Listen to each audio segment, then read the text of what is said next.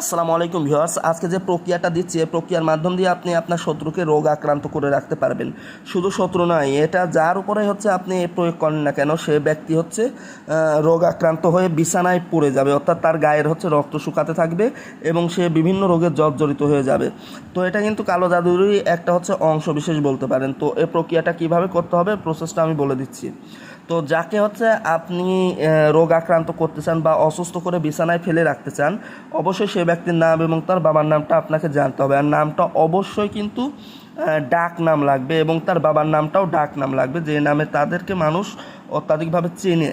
তো সেক্ষেত্রে হচ্ছে শনিবার দিনে হচ্ছে যেটা দেখতেছেন, এই যে নকশাটা, এই নকশাটা সাদা কাপড়ের উপরে লিখতে হবে। লেখার পরে যে এখানে যেভাবে আছে এভাবে লিখতে হবে কিন্তু।